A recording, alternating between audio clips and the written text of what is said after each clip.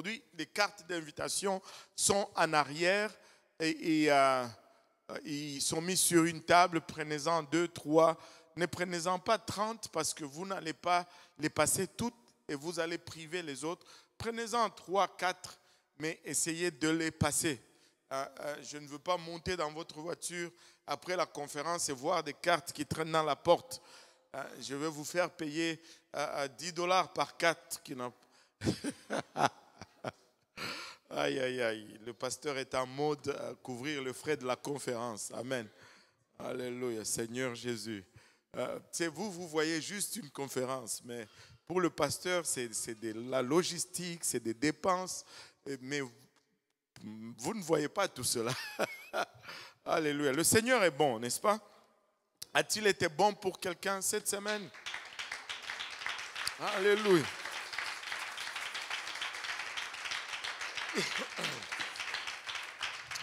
Alléluia. Alléluia. Est-ce qu'on peut s'élever tous ensemble? On va aller dans le psaume 23 aujourd'hui. On va continuer notre série. On est presque à la fin. Une série très inspirante, inspirée par un bon petit livre, Un moment de joie. Aujourd'hui, on va voir un moment de joie avec le berger. Un moment de joie avec le berger, la leçon 12. Et il nous restera ainsi à 2 leçons ou 2 mercredis pour finir. Et aussi, je veux juste ajouter ceci, que on va faire un changement dans notre calendrier pour ceux qui ont le calendrier annuel. Le déjeuner des hommes, au lieu de le faire le 27 décembre, on va le faire plutôt le 6 décembre. Et la raison est très simple, c'est parce que la semaine du 5 au 7 décembre, on va avoir Bishop Woodward avec nous. On va profiter que ce samedi matin-là, on va avoir un petit déjeuner des hommes et le Bishop Woodward va juste corriger nos hommes. Amen. Et je pense qu'on ne pouvait pas passer à côté de cette opportunité. Amen. Donc, voilà pour les annonces. Psaume 23, si vous l'avez trouvé, dites Amen. Et comme de coutume, on va lire le psaume 23 ensemble et à haute voix. Alléluia, tous ensemble. Cantique de David.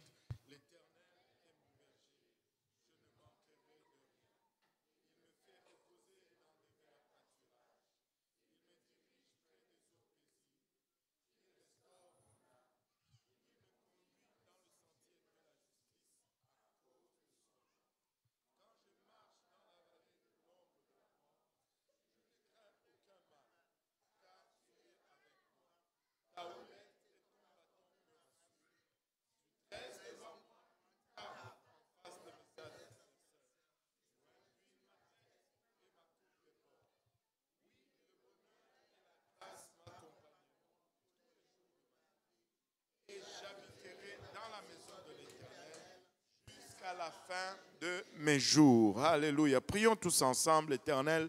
Nous te sommes infiniment reconnaissants encore une fois de ton amour, ta bonté, de ta présence que nous ressentons en ces lieux, Papa. Alors que nous venons pour étudier ta parole, Père, nous réalisons encore une fois que nous sommes des êtres naturels. Nous sommes, Père, des êtres charnels, sujets à des émotions, Seigneur. Nous prions, Père, que tu puisses nous regarder, Papa, au travers de ta grâce et que tu nous permettes, Papa, de saisir cette parole, Père, qui est souvent folie pour nous parce qu'elle est esprit. Aide-nous à la saisir, Papa, à la partager sans crainte, sans favoritisme, sans hésitation, Seigneur, et qu'elle puisse germer dans nos cœurs, produire de fruits dignes de repentance, des fruits qui nous conduisent jusque dans la vie éternelle. Et avec action de grâce dans le cœur, nous te prions, dans le nom précieux de Jésus. Nous disons tous au nom de Jésus. Alléluia. Pouvons-nous battre nos mains pour le Seigneur, juste.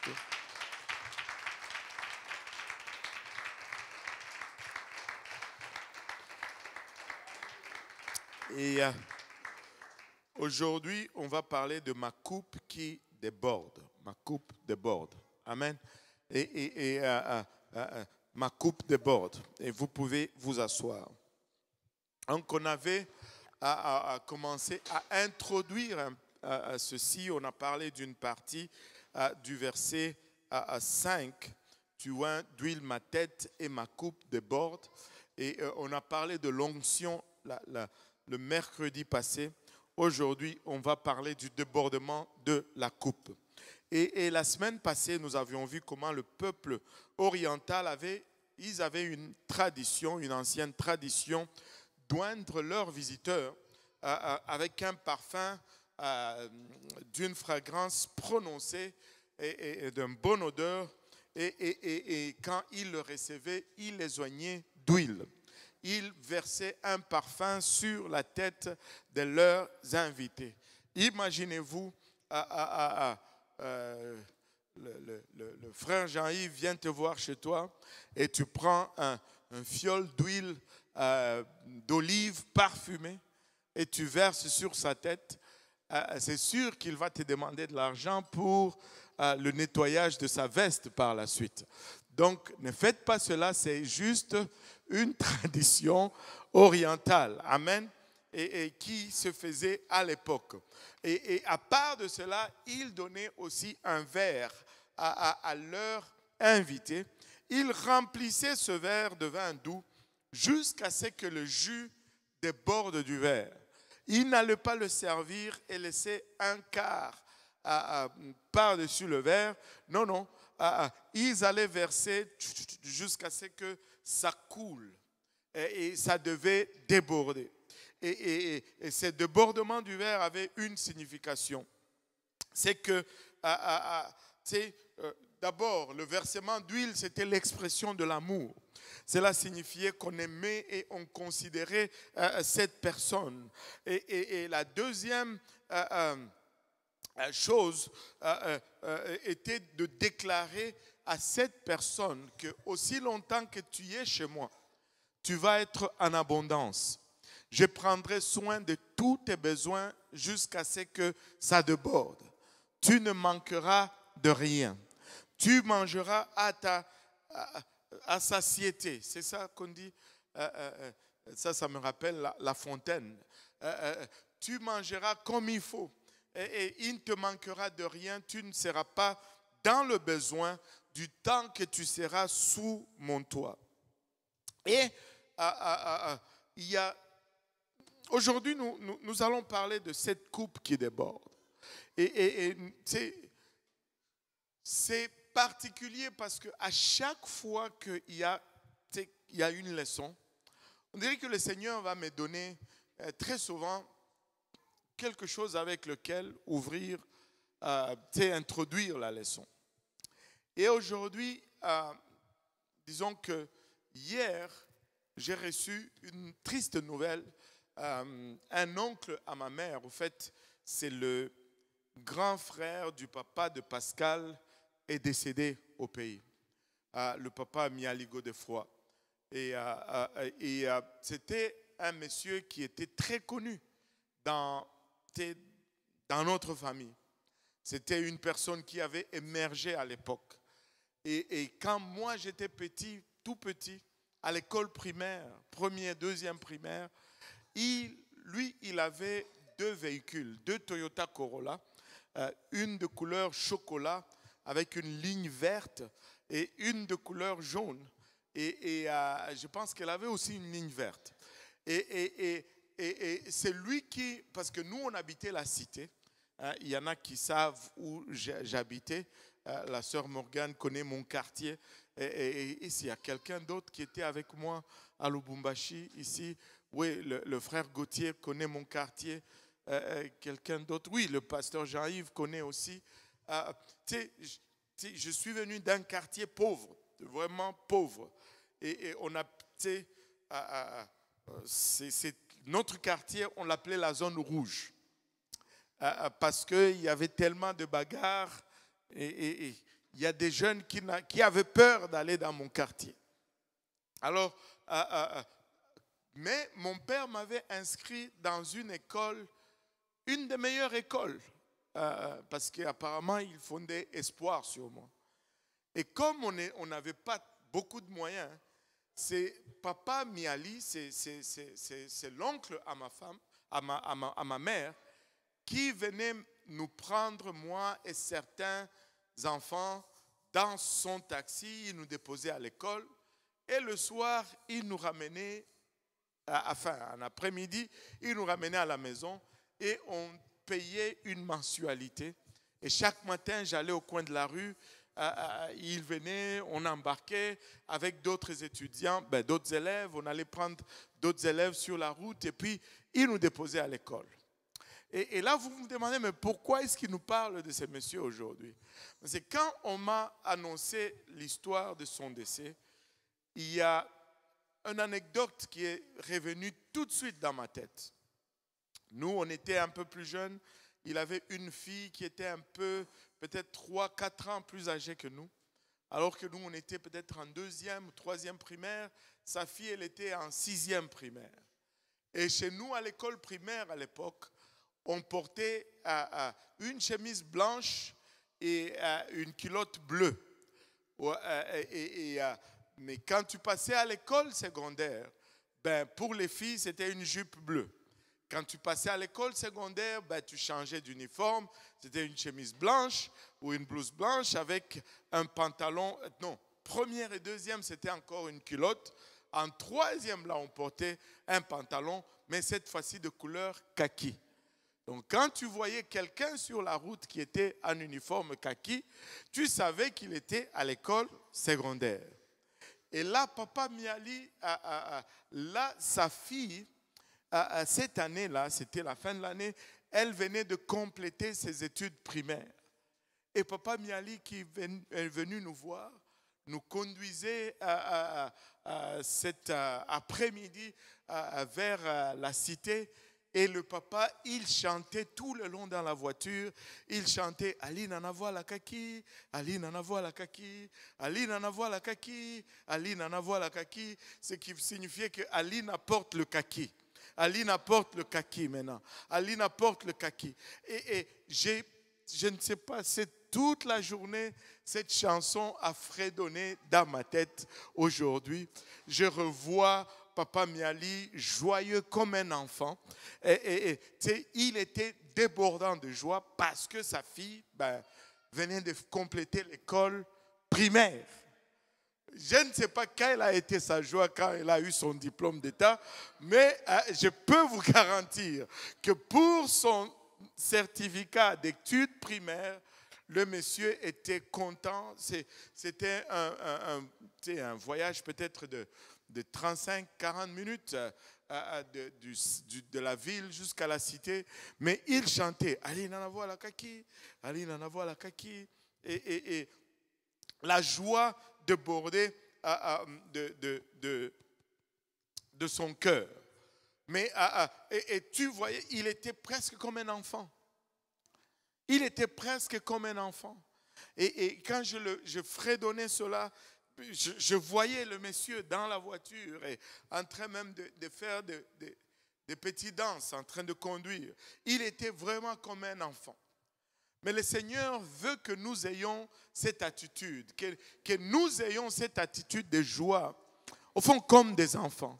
Ne dit-il pas lui-même dans sa parole, dans Luc 18, verset 17, que je vous l'ai dit en vérité, quiconque ne recevra pas le royaume de Dieu comme un petit enfant, n'y entrera pas. Et Dieu veut que nous soyons comme des petits enfants. Mais regardons un peu les enfants. Observons un peu les enfants. Avez-vous remarqué que rien ne maintient vraiment un enfant dans un état perpétuel de tristesse? Allô? Avez-vous remarqué que c'est difficile de garder un enfant perpétuellement mécontent? C'était quand j'étais chez le pasteur Jean-Yves, la semaine d'avant, avant que Grâce parte. Et je suis venu lui dire au revoir. Et le monsieur là dans le fond, je ne sais pas qu'est-ce qu'il a fait. En tout cas, il était dehors, il a fait quelque chose et ses parents lui ont dit d'aller dans la chambre. Et tu voyais que sa contenance avait changé. Il est venu, il a essayé de négocier. Il a fait tout d'un visage tellement triste que tu disais, wow, ce type, il est vraiment à terre. Mais ça n'a pas fonctionné. Ça a l'air qu'il a déjà essayé cela et que ses parents connaissaient déjà. Ils l'ont envoyé quand même dans la chambre. Il est allé là pour un temps. Il est ressorti, il a essayé de renégocier, ça n'a pas marché. Il est retourné dans la chambre avec un visage encore plus long. Mais avant que je ne parte de la maison, il était encore en train de sautiller, de rire. C'est difficile de garder un enfant dans un état perpétuel de tristesse. Il peut tomber, s'écorcher le genou, pleurer pour un moment, et puis 10 minutes après, tu le vois retourner, jouer avec la même vieille bicyclette où il est tombé parce que c'est un enfant. Et pour lui, il ne veut pas rester pas content. La vie est trop belle. La vie est trop belle. Aïe, aïe, aïe. Si un enfant peut mal se comporter, recevoir une réprimande, mais il ne va pas garder rancune contre la personne qui l'a réprimandé. Avez-vous remarqué, tu tires l'oreille à un enfant et après quelque temps, c'est vers toi qu'il vient encore pour jouer. Alors, alléluia. Il ne va pas garder rancune de façon perpétuelle. Au fait, il va même montrer de l'affection vis-à-vis de la personne qui l'a réprimandé. Et ça, c'est observé même par la psychologie. C'est pourquoi les parents qui gâtent leurs enfants, parce qu'ils ont peur que leurs enfants le rejettent, ils finissent par être rejetés par leurs enfants parce qu'ils ont épargné la punition à l'enfant. Avez-vous déjà entendu l'histoire de Ted Bundy? Là, je m'écarte vraiment de ma leçon. Est-ce qu'il y a quelqu'un qui connaît Ted Bundy ici? Ted Bundy, il y a quelques personnes qui le connaissent. C'est un des tueurs en série le plus célèbre aux États-Unis. Il tuait les femmes, il les violait et finalement, quand on l'a arrêté, c'était très, très populaire. Et avant sa condamnation à mort, il a été condamné à mort, exécuté, je crois. Et avant sa condamnation à mort, il y a un monsieur qui s'appelle, j'ai oublié son nom, je pense que son nom, c'était Dobson, son nom de famille, qui faisait une émission Focus on the Family, très populaire aussi aux États-Unis, une émission chrétienne sur les valeurs familiales. Et il est allé faire une entrevue avec Ted Bundy. Et dans son entrevue, Ted Bundy lui confie qu'il déteste sa mère. Et là, quand, j'ai oublié son prénom, Dobson lui demande, mais pourquoi? Il dit, parce que ma mère ne m'a jamais corrigé. Elle m'a gâté. Et si elle m'avait corrigé, je n'allais peut-être pas aboutir là où je suis aujourd'hui. Et vous savez, c'est tout donner à l'enfant ce qu'il veut n'est pas la réponse. Ce n'est pas ça qui gagne. Tu ne peux pas acheter l'amour. Et tu es en train de priver l'enfant du meilleur que tu puisses lui donner. Et le meilleur que tu puisses donner à un enfant, c'est la discipline. Parce qu'avec ça, il va l'appliquer dans toute sa vie et il va devenir une meilleure personne. Amen. Je ne dis pas qu'il faut abuser les enfants, mais il faut discipliner. Oui, ça doit rester oui, et non, ça doit rester non. Pour un enfant, chaque matin, c'est comme un nouveau jour, un nouveau départ. Quand un enfant se réveille le matin, il n'est pas chargé des dossiers d'hier. Mais nous, même ceux de la semaine passée, nous les avons encore. Mais pour un enfant, un autre jour commence, c'est une autre vie qui commence. Hier, c'est fini, ce n'est plus là. Ce n'est plus là. Et il regarde aux choses comme si c'était la première fois qu'il les voyait. Il va explorer, il va toucher, il va mettre dans la bouche et il va ressentir Tout de suite, si quelque chose est en train de changer, l'enfant est toujours émerveillé par la vie. Et il va toujours explorer. Chaque jour, c'est comme, waouh, c'est nouveau. Et chaque jour, il y a toujours cette joie, que tout le monde dise la joie. Il y a cette joie de vivre, parce que chaque jour, c'est une découverte. Et pourquoi est-ce que les enfants ont toujours cette joie continue? C'est parce que à chaque jour, c'est comme un nouveau jour. C'est comme toujours un nouveau début. Il ne se charge pas de ce qui est passé en arrière. Qui peut vraiment résister au regard d'un enfant? Vous voyez, quand ils sont autour de 5, 6 mois, hein, ils sont là. Et tout le monde fond. Tu sais, un enfant qui te regarde, mais pourquoi est-ce qu'on fond? C'est parce qu'on voit dans ce regard la joie, l'allégresse et le sourire qu'ils font. Et ça nous affecte. Et quand on regarde cela, on est aussi, on commence aussi à faire comme l'enfant. Et cette joie va toucher notre cœur. Et avez-vous remarqué, les enfants, ils ne vont pas choisir à qui donner le sourire. À un étranger dans l'autobus, il va commencer à sourire. Et là, la maman va commencer à être gênée. Non, pardonnez-moi. Non, c'est un enfant. Il est juste un enfant. Amen.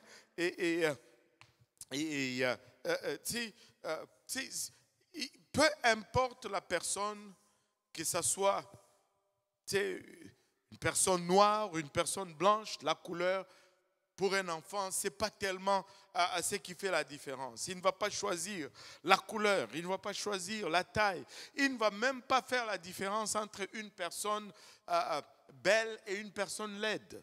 Il ne va pas faire la différence entre un riche ou un pauvre. Il va sourire à tout le monde également. Il va sourire à tout le monde également. On voudrait bien se réveiller chaque matin avec un chant d'allégresse. Qui s'est réveillé dans la joie aujourd'hui? Hein? Tu t'es réveillé, tu étais comme...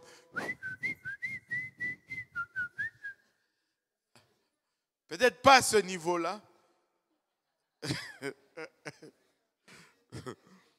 Mais on voudrait bien se réveiller chaque matin avec un chant d'allégresse dans la bouche. Et ça nous arrive à tous de temps en temps. Tu te réveilles, tu as la joie, tu ne sais même pas pourquoi. Amen. Tu te réveilles, tu es juste content. Et tu te réveilles, il y a un cantique qui résonne dans ta tête. Dieu est bon. Alléluia. Des fois, tu te réveilles, ça chante dans ta tête. Je marche avec elle. Là, quand tu te réveilles comme ça, c'est une bonne journée qui est en perspective. Là. Amen. Alléluia. Tu te réveilles avec un chant dans la bouche mais ce n'est pas toujours le cas. Amen. Ce n'est pas toujours le cas.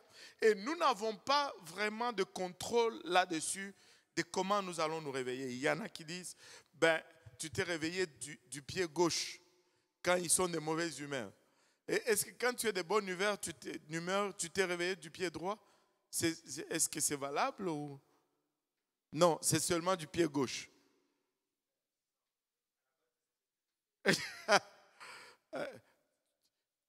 Donc à la base, tu es supposé te réveiller du pied droit. Ok. Donc, mais si ces jours-là, tu as mis le pied gauche en premier, c'est là que ça commence mal. Écoutez, quand vous vous réveillez, ne vous précipitez pas à descendre du lit. Regardez quel pied. Assurez-vous de mettre le pied droit d'abord à terre. Amen. Nous n'avons pas de contrôle là-dessus, mais néanmoins, faire attention à notre attitude, c'est contrôler notre attitude, ça nous le pouvons. Tu sais, nous pouvons déterminer si nous allons pencher vers la joie ou vers la tristesse.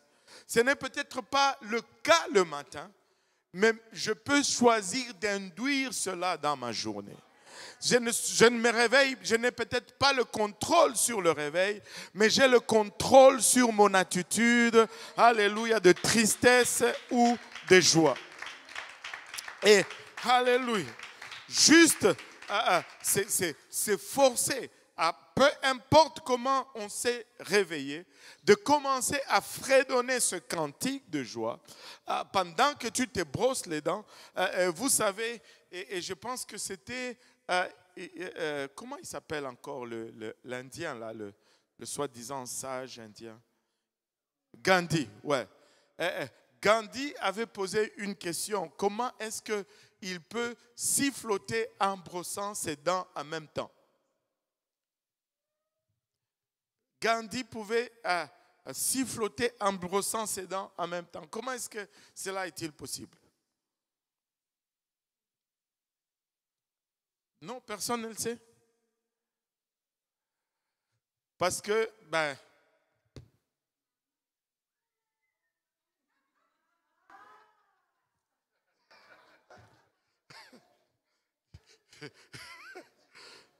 il pouvait brosser ses dents en sifflotant. Peut-être que tu ne peux pas faire comme Gandhi, mais avant et après avoir brossé tes dents, fredonne donc un cantique de joie. Impose-toi, alléluia, une attitude en commençant ta journée. Ne laisse pas, alléluia, cette morosité, alléluia, affecter le restant de ta journée. Donne le ton. Chante quelque chose. Alléluia. Regarde-toi dans le miroir et dis-toi, je suis encore vivant. Écoutez, si tu es encore vivant, il y a de l'espoir. Si tu es encore vivant, tu peux encore faire quelque chose. Alléluia.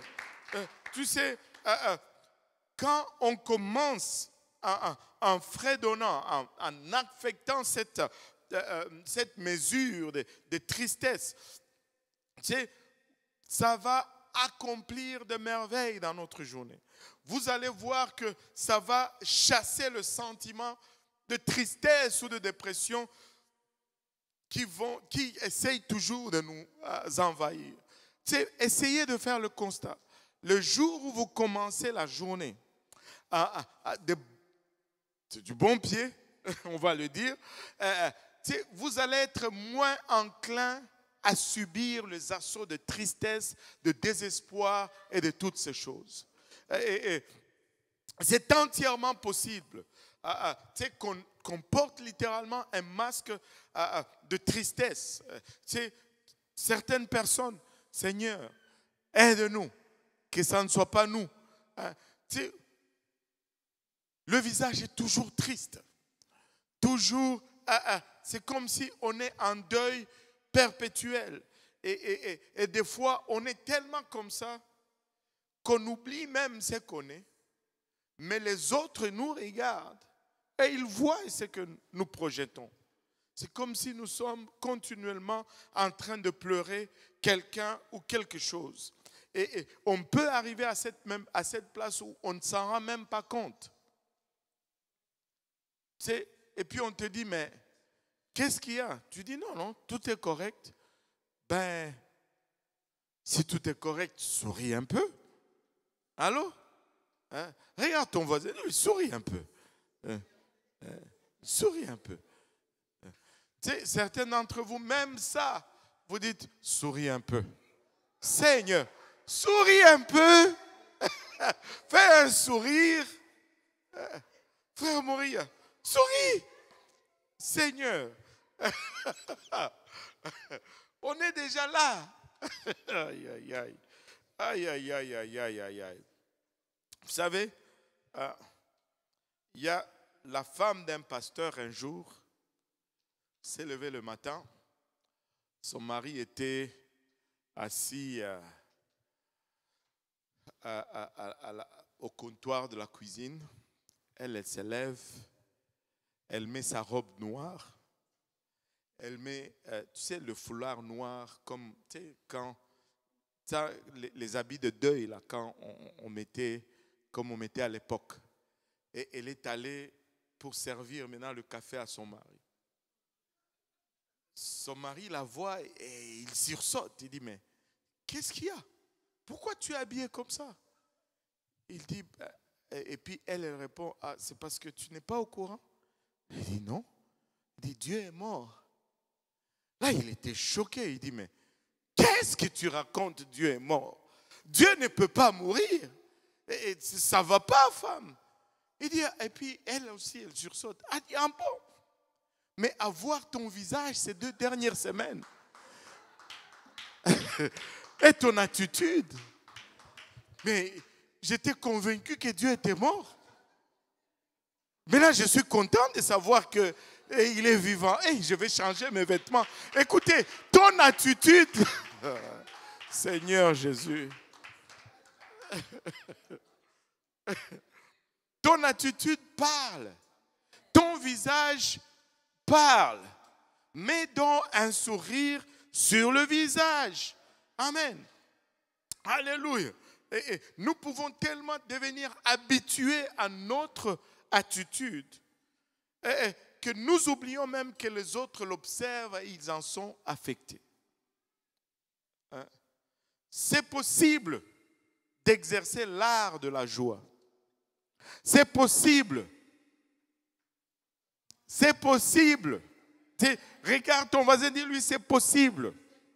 C'est possible d'exercer l'art de la joie. C'est possible de laisser la joie transparaître dans son attitude, dans son apparence, tout le jour.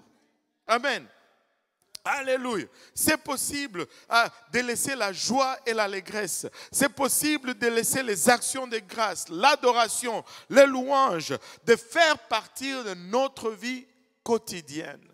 Vous savez, s'il y a des gens qui devaient avoir une raison de se lever, alléluia, et de rendre grâce à Dieu, c'est bien nous, alléluia, qui le connaissons, c'est bien nous pour qui il a versé de son sang, c'est bien nous pour qui il a donné de sa vie.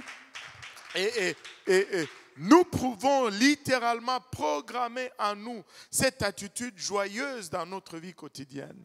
Tu sais, vous savez que le cerveau humain est un des ordinateurs le plus puissant. Mais il y a un problème avec notre cerveau. Je parlais de cela avec mon fils Jonathan hier soir à peine. Et on parlait un peu du cerveau, comment programmer au fond. Le cerveau n'est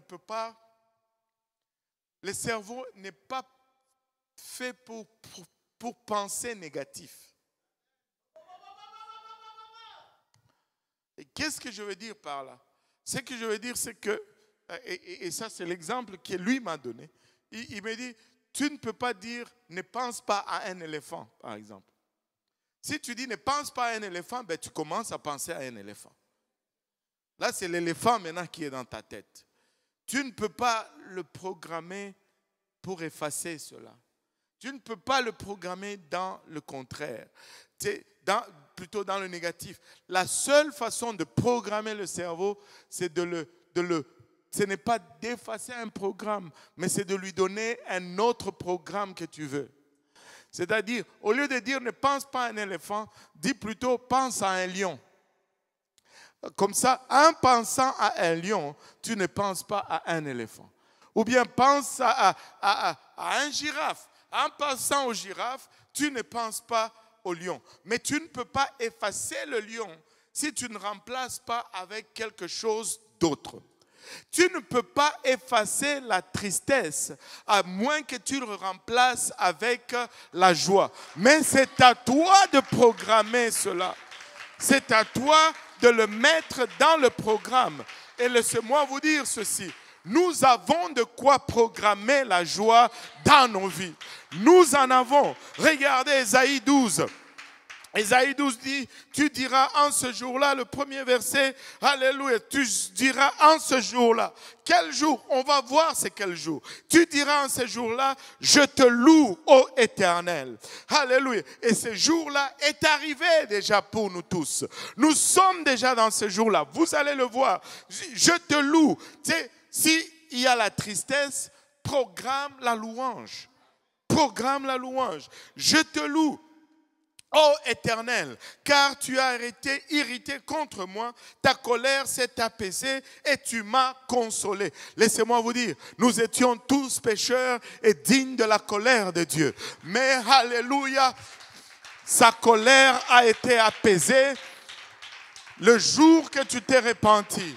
Le jour que tu l'as reçu comme ton sauveur, sa colère s'est apaisée contre toi. Voici Dieu est ma délivrance, au verset 2. Je serai plein de confiance et je ne craindrai rien, car l'Éternel est ma force et le sujet de mes louanges. Il est notre force, il est notre appui. Nous avons confiance en lui. Nous avons une raison de louer. Tu peux louer chaque matin si tu as mis ton espérance dans le Seigneur. Tu peux louer chaque matin si Dieu a effacé tes péchés. Et pourquoi cela? Pourquoi cela? Il dit, c'est lui qui m'a sauvé. C'est lui qui m'a sauvé. Est-ce qu'il y a quelqu'un qui a été sauvé par le Seigneur Jésus-Christ ici? Alors tu as une raison, alléluia, d'avoir la joie en toi. Tu as une raison de le louer. Tu as une raison, alléluia, d'avoir l'allégresse. Tu as une raison de programmer. Tu as quelque chose à programmer contre quelconque tristesse, quelconque situation. Dieu t'a sauvé. Il est le sujet de tes louanges. Alléluia. Alléluia. Il veut que nous soyons sauvés. Regardez le verset 3. Il dit, vous puiserez de l'eau comment? Avec joie. Alléluia. S'il n'y a pas de joie, tu ne peux pas puiser. Mais je veux puiser de l'eau. Alléluia. Je veux puiser de l'eau. Vous puiserez de l'eau avec joie aux sources du salut. Je ne sais pas pour vous. Vous savez, nous négligeons tellement ces grands saluts. Le salut transforme tout. Le salut change tout. Je disais à quelqu'un, je pense que c'était avant-hier. Je ne sais même plus où j'étais.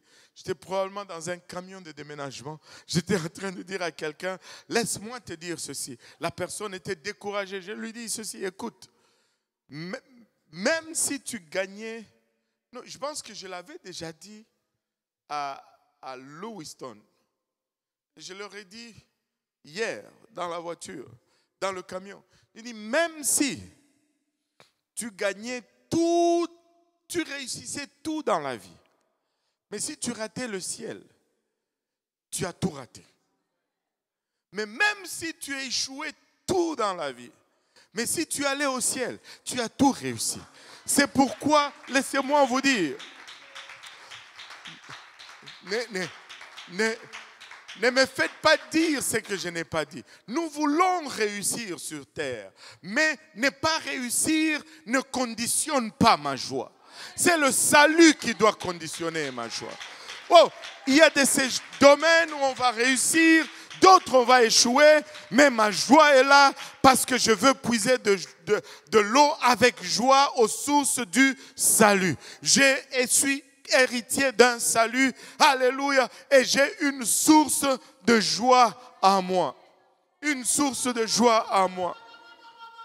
Et on ne va pas tout réussir, mais on ne peut pas perdre la joie parce qu'on a échoué quelque chose.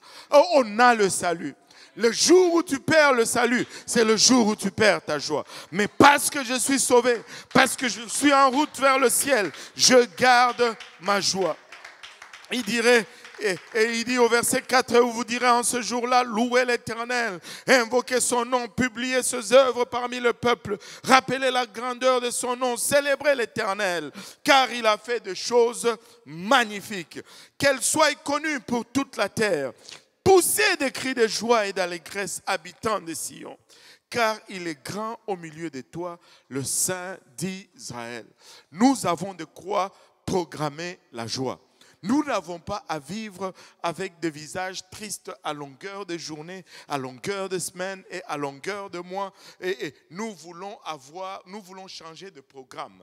Nous voulons, alléluia, programmer la joie. Quand je me lève le matin, je veux fredonner le cantique de Sion. Quand je me réveille chaque matin, je veux me rappeler, alléluia, qu'il est allé au calvaire et il a versé de son sang pour moi. Et j'ai une raison, alléluia, d'être reconnaissant. J'ai une raison de lui rendre grâce. J'ai une raison de le louer. J'ai une raison, de faire face à cette vie, à cette journée, alléluia, avec joie et avec assurance. J'ai mis ma confiance dans l'Éternel des armées. J'ai mis ma confiance dans celui qui est au contrôle de toutes choses. J'ai mis ma confiance, à celui qui crée du néant.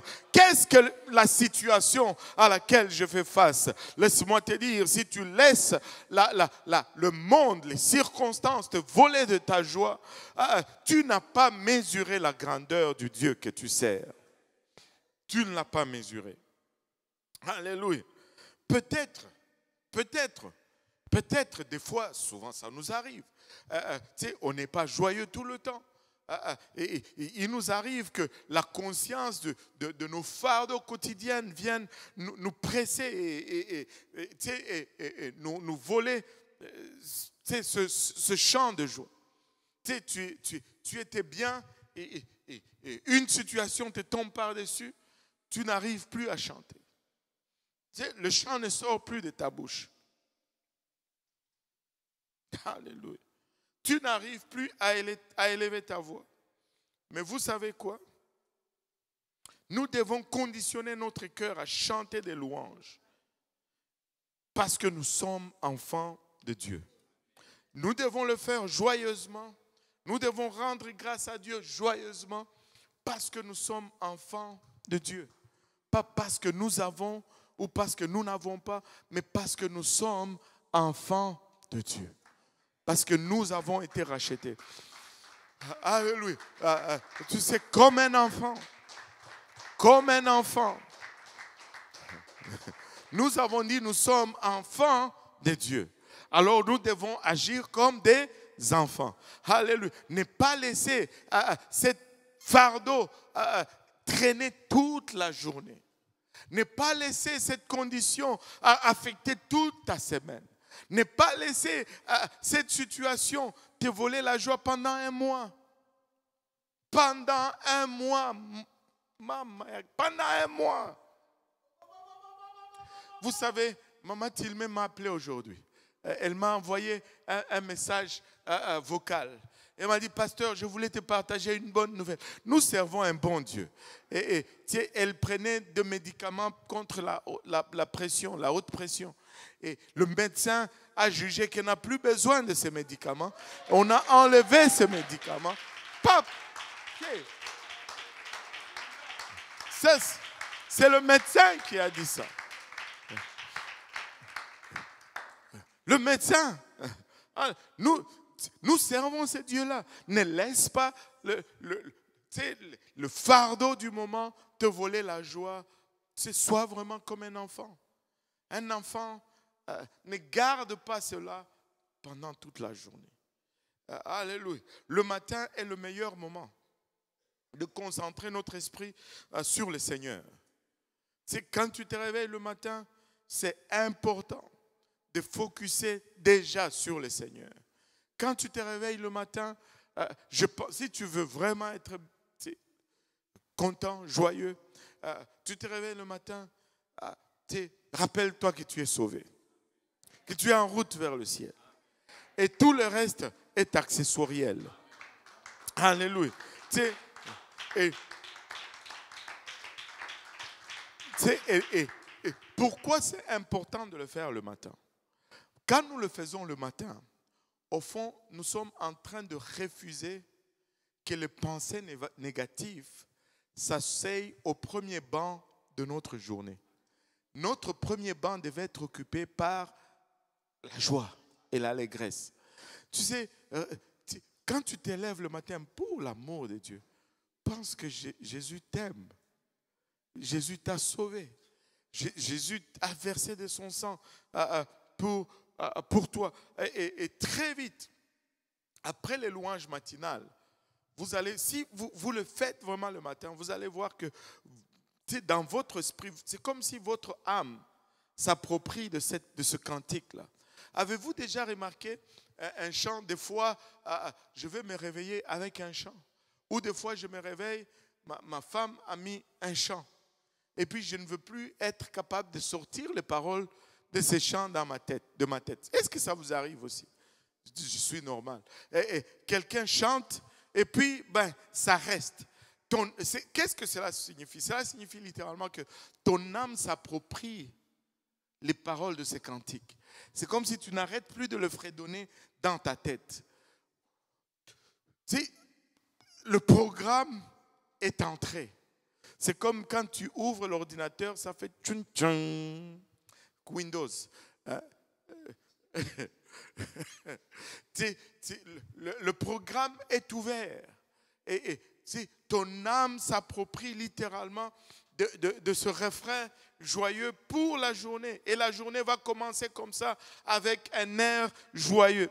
C'est surprenant de réaliser combien le sentiment de découragement vont diminuer ou vont être moindres quand la journée commence comme ça.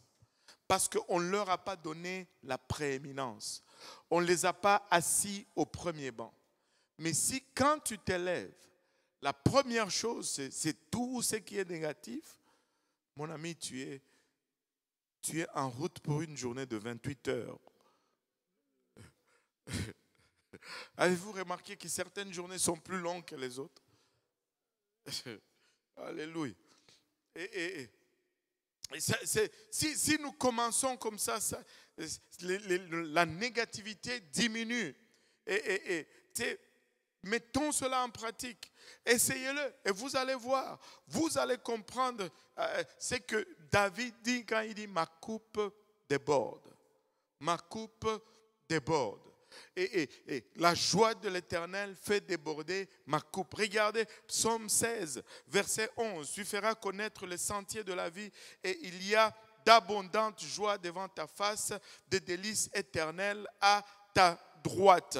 Il y a de la joie en abondance devant ta face. Dans la présence de Dieu, il y a de la joie en abondance.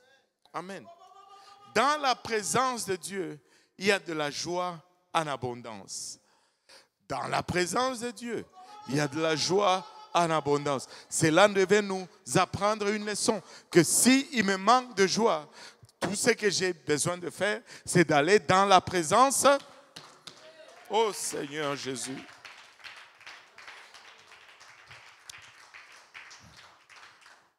Dieu nous déprogramme. Dieu change nos tristesses en joie.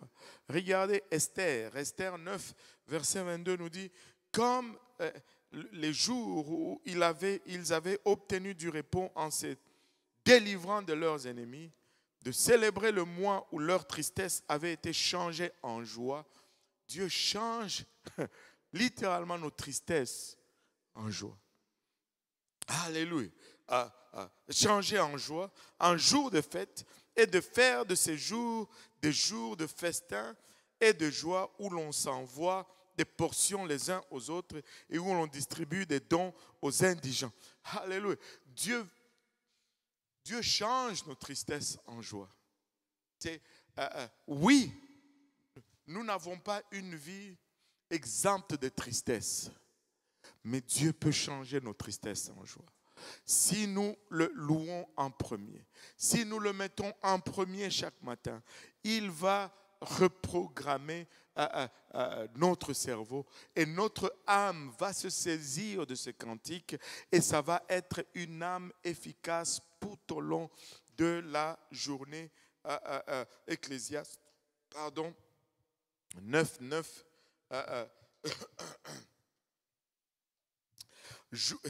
Ecclésiaste 9. Jouis de la vie avec la femme que tu aimes pendant tous les jours de ta vie de vanité que Dieu t'a donné sous le soleil. Et laissez-moi vous dire ceci.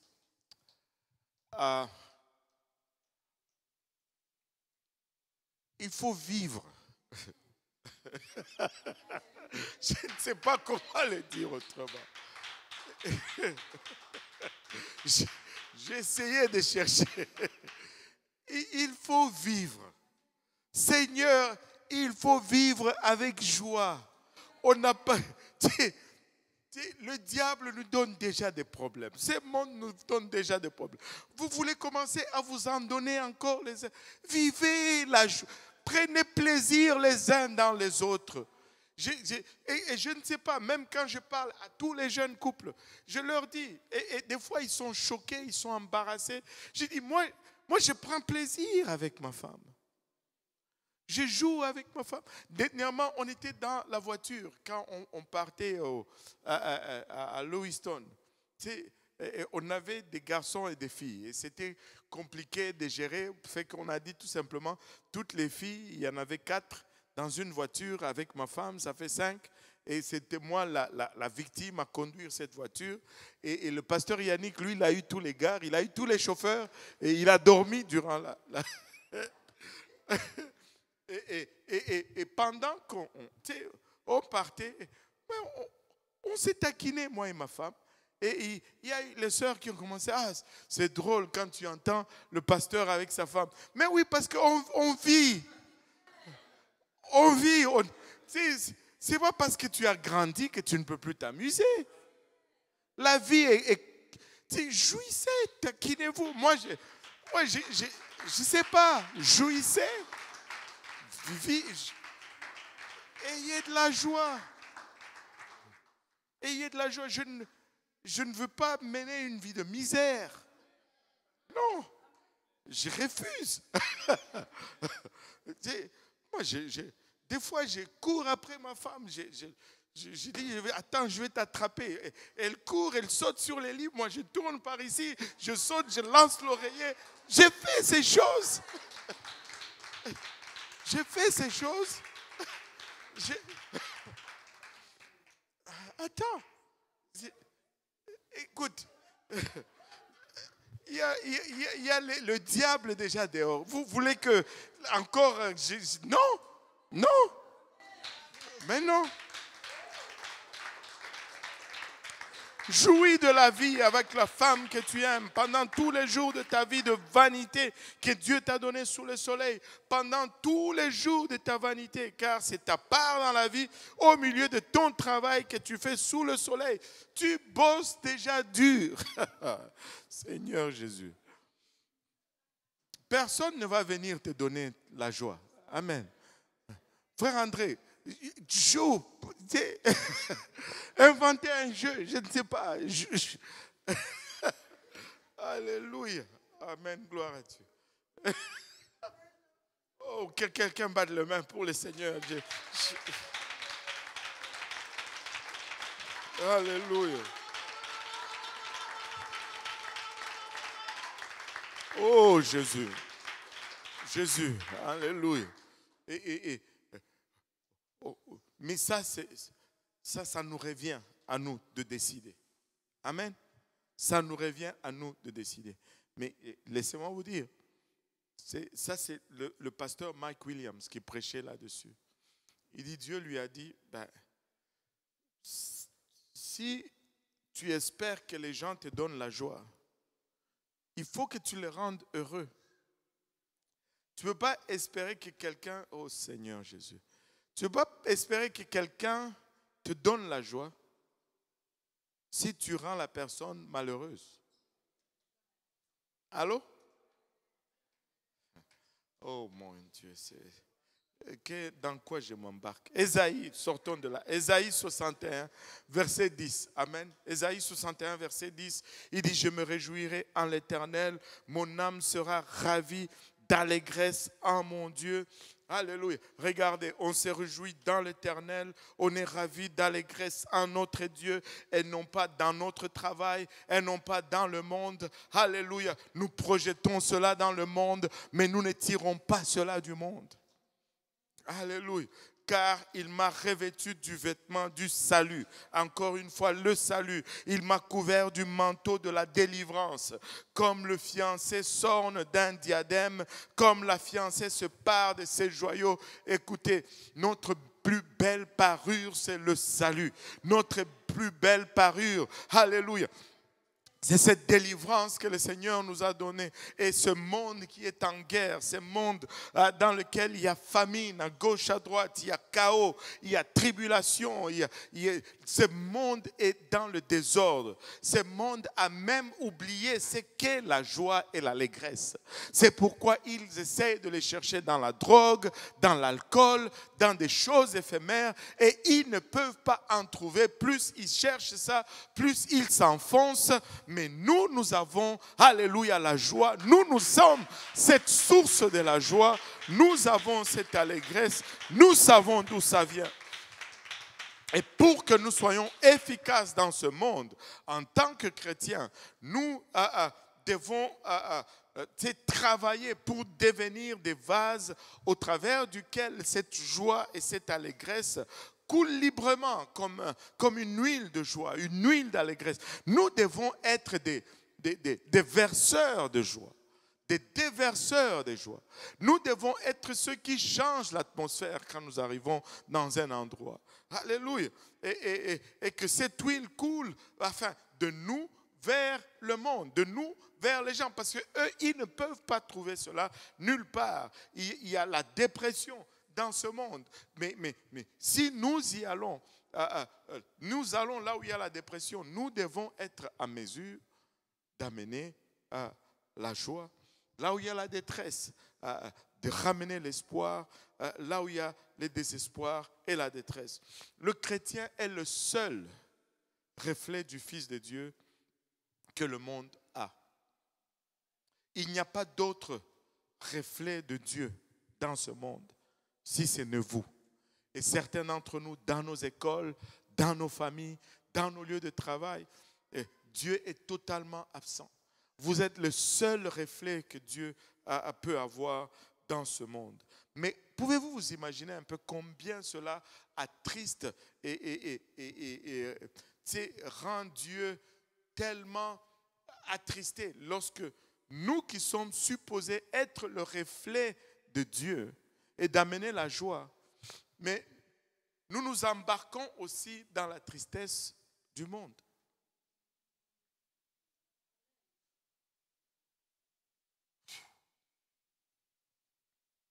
Je ne suis pas en train de dire de faire semblant. Mais nous devons être programmés. Alléluia. Et c'est quand nous devenons enclins à la tristesse continue, nous ne sommes plus l'image de Dieu. Tu sais, mais lorsque les gens nous regardent, ils disent « Waouh !» Il garde quand même la morale malgré tout ce qu'il traverse. Là, nous sommes l'image de Dieu. Je ne sais pas si certains d'entre vous vont vous rappeler, mais la plupart d'entre vous n'étaient plus là. Il y avait le pasteur Mautière, quand sa première femme souffrait vraiment du cancer avant son décès. Tu allais à l'hôpital, je me rappelle, aller à l'hôpital pour la visiter. Tu vas là, tu as l'air très découragé, mais tu sors de là, c'est la malade qui t'a remonté. Celle sur qui on a prononcé une sentence de mort. Celle sur qui on a dit, il te reste 3 mois pour vivre. Toi, tu vas là-bas, tu dis, mais qu'est-ce que je vais lui dire? La nouvelle te frappe plus qu'elle-même. Et là, tu vas là-bas, tu te dis, elle te regarde et te dit, mon fils, qu'est-ce qui se passe?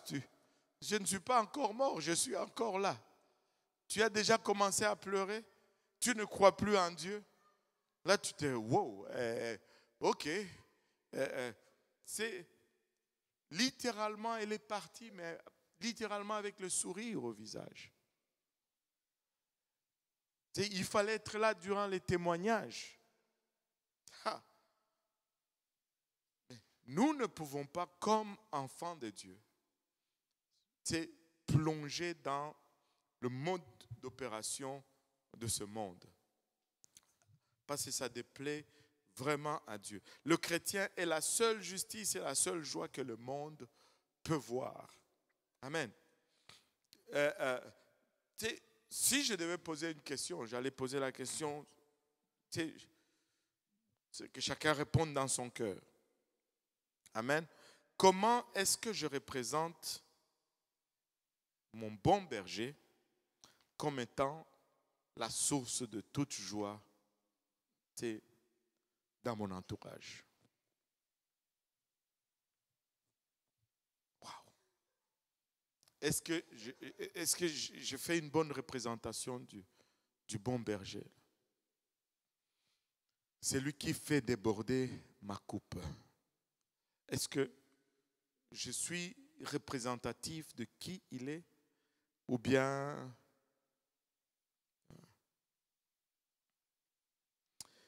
si le temps de tristesse se prolonge dans la vie d'un chrétien, alors il est probablement temps de revoir le programme et de passer du temps dans la présence du bon berger qui donne la joie. Amen. Et ne va pas ailleurs. Va dans la présence du Seigneur. Et n'y va pas avec des doléances. Non, non, non. Très souvent, nous passons beaucoup à côté parce que nous ne voulons pas juste être dans la présence du Seigneur.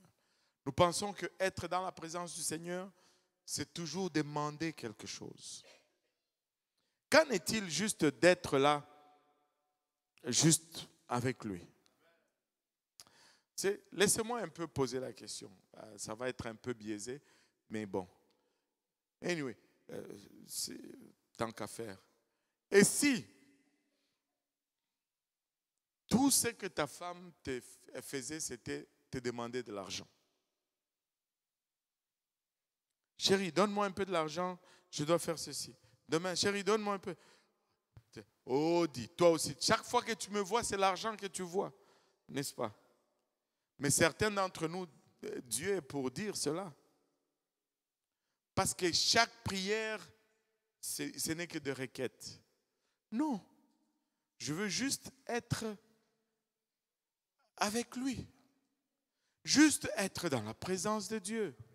Juste baigner dans sa présence. Juste le laisser déteindre sur toi. C'est plus, oh Seigneur Jésus. Avez-vous remarqué ceci? Que quand deux personnes sont mariées, après un temps, ils commencent à se ressembler.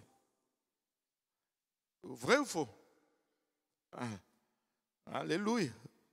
Donc, si nous sommes mariés au Seigneur et que nous passons du temps avec lui, nous devrions, en principe, ne me lâchez pas maintenant. Oh Seigneur Jésus. Nous devrions, tu sais, les maris et les femmes vont souvent avoir les mêmes expressions, les mêmes tics, les mêmes, parce qu'ils sont restés. Tu vas arriver à une place où tu ne sais plus qui a pris de qui, mais ils vont avoir les mêmes trucs. Et ils vont avoir les mêmes expressions. Certains d'entre vous, vous avez les mêmes expressions parce que vous avez passé du temps ensemble. Ben, prenons aussi les expressions de Dieu. Passons du temps ensemble avec lui. Prenons ses tics. Prenons ses gesticules. Alléluia. Gloire au nom de Jésus.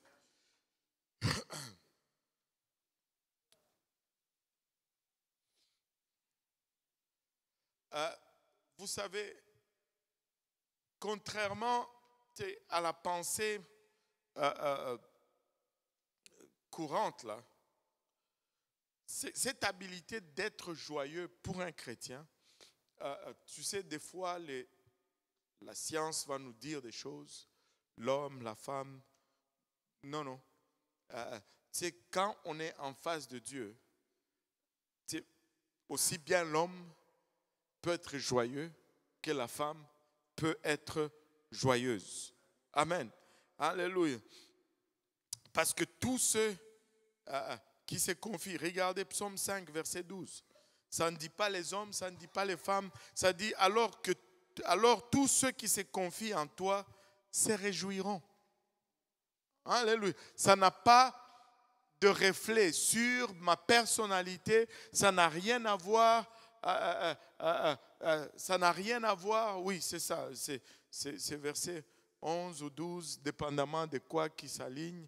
Et ça n'a rien à voir avec mon habilité, ça n'a rien à voir avec mon état social, ça n'a rien à voir avec ma nature. La Bible nous dit, alors tous ceux qui se confient en toi se réjouiront.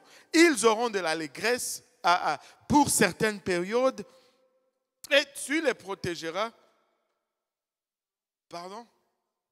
Ils auront de l'allégresse pour la plupart du temps de leur vie. Alors, non, ils auront de l'allégresse à toujours et tu les protégeras. Tu seras un sujet de joie. Oh Seigneur. Tu seras un sujet de joie pour ceux qui aiment ton nom. Pour ceux qui aiment ton nom. Si tu aimes le nom de Jésus, tu as un sujet d'être joyeux. Sois joyeux. Change d'objectif. Amen. Alléluia. Regardez. Psaume 63, verset 6. Ma coupe déborde littéralement. Ma coupe déborde. Il dit, mon âme sera rassasiée comme de mets gras et succulents et avec de cris de joie sur les lèvres, ma bouche te célébrera. Nous devons célébrer l'Éternel. Nous devons nous réjouir, alléluia, de notre Dieu. Vous savez, un sourire qui est porté, quand on sourit de façon naturelle et quand on sourit vraiment avec aussi l'intérieur, c'est contagieux. Pas le sourire jaune là. Des fois les gens vont... Waouh! Tes lèvres sourient, mais tes yeux... Vous savez, tu peux faire d'autres expressions, mais le regard là, il va montrer ce qu'il y a dans le cœur. Quand tu souris avec le cœur, ça se voit même dans le regard et ça devient contagieux. Mais quand tu souris mécaniquement, tu montres seulement les dents, là, c'est difficile que ça... Parce que la personne est dans la confusion. Regarde les yeux, ça dit autre chose. Regarde les lèvres, ça dit autre chose. On est comme... mais quand on sourit de façon naturelle, quand on sourit de façon sincère, ça devient contagieux. Et essaye de l'expérimenter. C'est souris un peu. Tu vas chez, j'allais dire chez Mourelatos, il n'y a plus de Mourelatos. Tu vas chez Maxi, souris à la caissière. Là. Ça ne coûte rien. Commence à te pratiquer. Dis-lui bonjour, comment ça va? Parle à la personne assise à côté de toi dans le métro. Fais-le, souris. Alléluia. Apprends à sourire à tout le monde.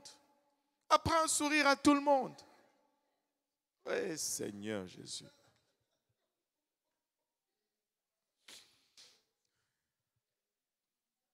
Vous savez, juste un sourire peut changer l'attitude avec laquelle on vous sert ou on vous reçoit.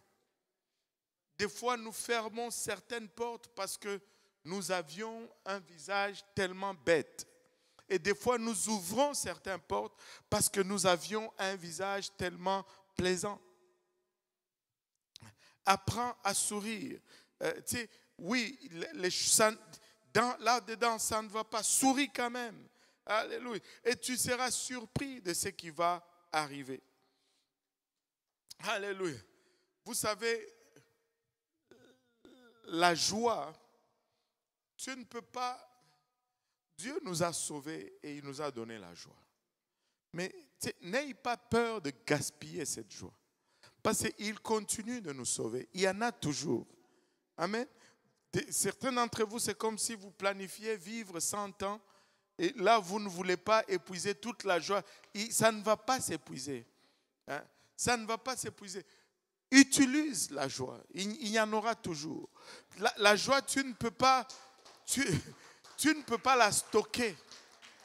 Tu ne peux pas la stocker. Si tu stockes ça pourrit. Sois joyeux. Sois joyeux. Vis, sois joyeux. Et quand ça stagne, ça commence à pourrir. Tu sais, quand tu en déverses dans un autre vase, Dieu te remplit. As-tu remarqué, quand tu rends quelqu'un joyeux, as-tu remarqué combien ça te rend joyeux en retour? C'est parce que quand tu déverses la joie dans le vase de quelqu'un d'autre, Dieu t'en donne encore plus. Et quand Dieu déverse, ça déborde toujours. Donc, ne sois pas cheap avec le sourire. Ne sois pas cheap avec la joie. Alléluia. Dieu nous a permis d'être des lumières et de sel dans ce monde. Et tu sais, si nous ne sommes pas des lumières, nous ne pouvons pas vraiment montrer la direction.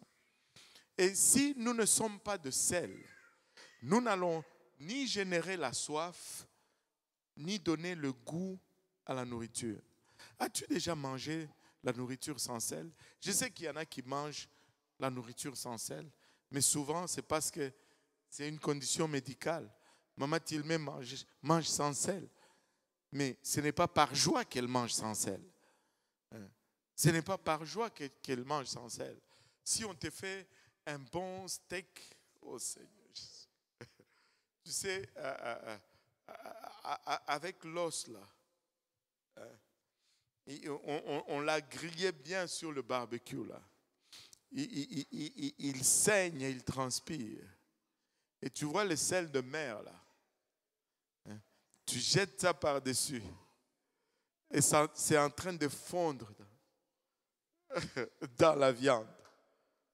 C'est une autre viande que tu manges là. Allô? C'est vous voyez le sel de la terre. Amen. Nous sommes le sel de la terre. C'est nous qui donnons la saveur à tout. Maintenant, regardez. Que nous soyons, si nous sommes chrétiens, est-ce qu'il y a des chrétiens ici? Alléluia. Si nous sommes chrétiens, que nous soyons étudiants, que nous soyons serveurs, que nous soyons, je ne sais pas, un employé de manufacturier, que nous soyons secrétaires ou médecins, que nous soyons femmes à la maison, que nous soyons gardiens d'enfants à l'école, peu importe notre position, que nous soyons gestionnaires, que nous soyons un col bleu, que nous soyons un col blanc, peu importe notre rang ou notre titre, nous devrions être capables de sourire à tout le monde. Ce n'est pas parce que je suis directeur, alors je marche dans la compagnie, tout le monde doit savoir que je suis directeur. Tout le monde devrait plutôt savoir que tu es chrétien pour l'amour de Dieu. Alléluia. Ce n'est pas le titre qui va changer notre mission. Tout chrétien, peu importe sa position, doit sourire continuellement. Pourquoi? Parce que le chrétien est le seul témoin de Dieu dans ce monde. Et tu sais, un chrétien ne peut être témoin que pour un monde dans lequel il est mort. Si tu es encore directeur, c'est parce que tu n'es pas encore mort pour ce monde-là. Mais si tu étais mort, le titre de dire, avez-vous déjà vu un mort qui se soucie s'il est PDG ou pas? Ça ne lui dit rien. tu vas être témoin que lorsque tu meurs pour ce monde-là, c'est lorsque tu meurs que tu peux témoigner à ce monde-là. Et nous sommes appelés à le faire. Amen. Regardez Jean chapitre 16, verset... Jean chapitre... donne-moi d'abord Jean chapitre 3, versets 16 et 17. Jean chapitre 3, car Dieu a tant aimé le monde qu'il a donné son Fils unique, afin que quiconque croit en lui ne périsse point, mais qu'il ait la vie éternelle. Comment on a la vie éternelle? C'est en mourant dans ce monde. Maintenant, verset 17, Dieu en effet n'a pas envoyé son Fils dans le monde pour qu'il juge le monde, mais pour que le monde soit sauvé par lui. Mais comment est-ce qu'il a sauvé le monde? Mais c'est en mourant dans ce monde. Et si nous allons être des témoins, nous allons mourir à ce monde. Alléluia. Apprends. C'est un apprentissage. Exerce-toi et apprends à développer vraiment une joie pure, basée sur le fait que tu es sauvé. Une joie qui est basée sur Dieu. Des fois, pense juste d'où Dieu nous a tirés. Dieu nous a tirés de loin.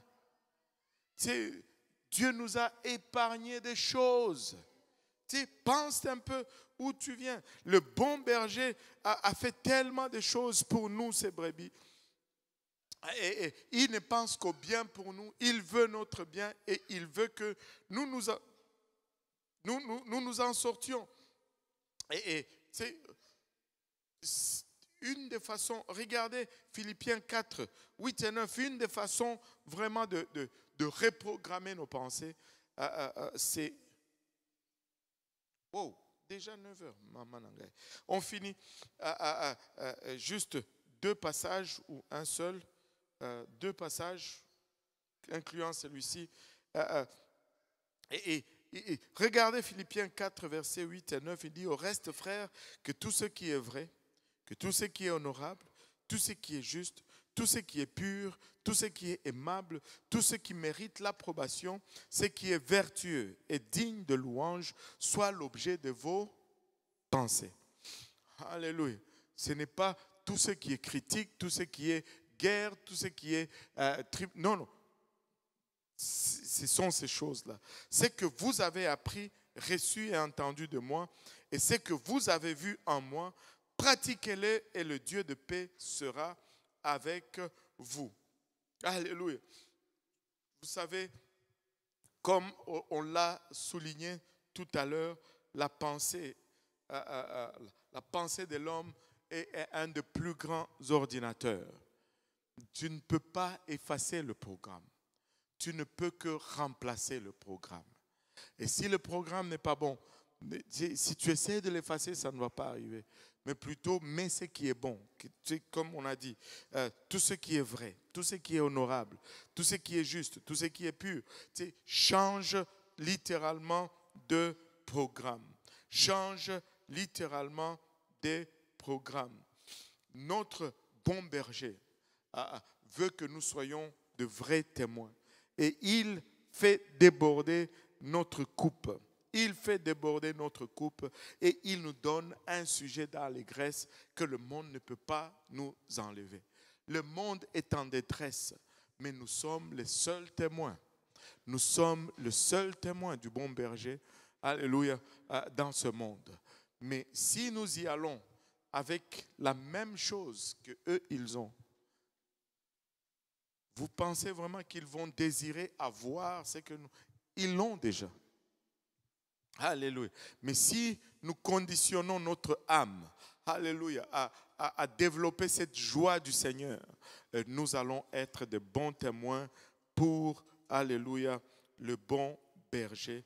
Alléluia. Regardez, si vous êtes abattu, si vous êtes découragé, dernier verset, Néhémie 8, verset 10, il leur dit, allez manger de viande grasse et buvez des liqueurs douces et envoyez des portions à ceux qui n'ont rien de préparé, car ce jour est consacré à notre Seigneur. Ne vous affligez pas, ne vous affligez pas, ne vous affligez pas. Il ne dit pas que quelqu'un ne vous afflige pas, il dit ne vous affligez pas. Alléluia. Ne vous affligez pas. Alléluia. Regarde ton voisin, dis-lui, ne t'afflige pas. Ne vous affligez pas. Pourquoi? Parce que la joie de l'Éternel sera votre force. Hey. C'est très difficile. C'est très difficile de mettre à terre quelqu'un qui sait qu'il est en train d'aller au ciel. Alléluia. C'est très difficile d'abattre quelqu'un qui est convaincu qu'il est en route vers le ciel. Que la joie de l'Éternel soit notre force. Alléluia. Il est notre salut, il est la source de notre joie et nous pouvons puiser avec joie aux sources du salut. Alléluia. Levez-vous. Alléluia. Chaque matin, levez-vous maintenant aussi. Alléluia.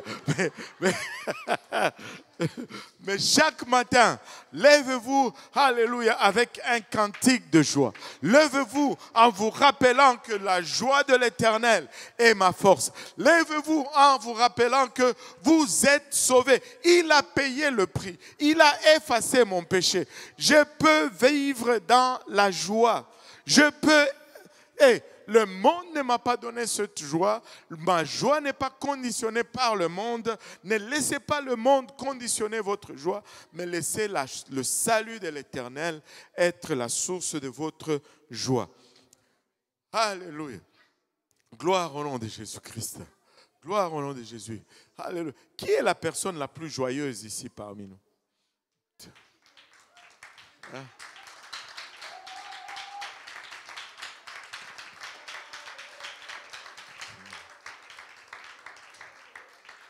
Alléluia. Élevons nos voix vers le Seigneur. Haramaya kitaraya heta. Kitomanaya itaraba oloboyo sanda. Seigneur, nous te rendons grâce, ô Éternel, pour ton amour, ta bonté et ta fidélité. Papa, nous te remercions, Papa, pour la joie du salut, Seigneur. Nous te remercions pour l'œuvre de la croix. Oh, Papa, que de nombreuses fois, nous avons été distraits, Seigneur, par, alléluia, les fardeaux de ce monde, par les ruses de l'ennemi. Ah, Papa, en notant nos regards du salut, Papa, alléluia, tant, alléluia, cher que tu as payé à la croix. Nous avons été entraînés, Papa, par le programme et le conditionnement de ce monde, Seigneur. Mais nous venons nous ressaisir, Papa. Aide-nous, Seigneur. Que chaque matin, que tu sois le sujet de nos louanges, Papa. Que chaque matin, Père, nous puissions, Père, Ilabashata, exalter ton Saint-Nom, Seigneur, et mettre la louange, l'action de grâce, Papa, et l'adoration et notre salut, Papa, au premier plan, Seigneur. Père éternel, que nous puissions vaincre ainsi, Papa, tout sentiment de tristesse, Seigneur. Fais de nous, Papa, des dignes ambassadeurs, Papa, du bon berger que tu es dans le monde que nous sommes, Seigneur Jésus. Hiramaya kotaraya etaraba oloboyo santa. Orimaya itaraba oloboyo sataraba oloboyo sanda.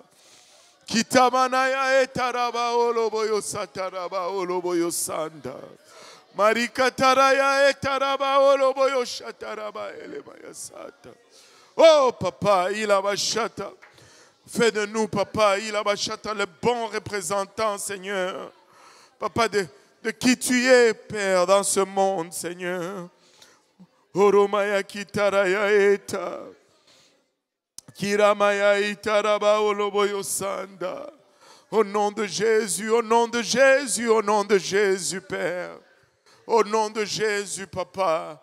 Merci, Papa, pour ta grâce. Merci pour le privilège d'être dans ta présence.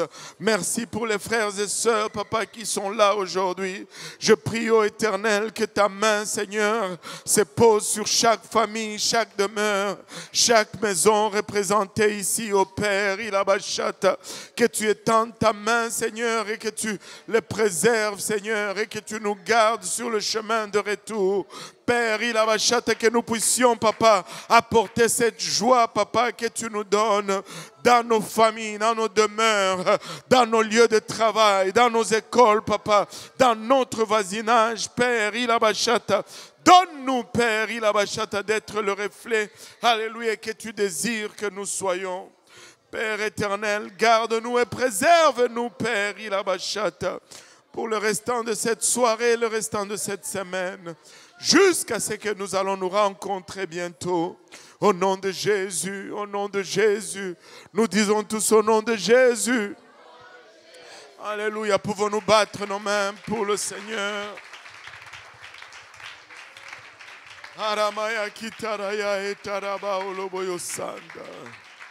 Alléluia.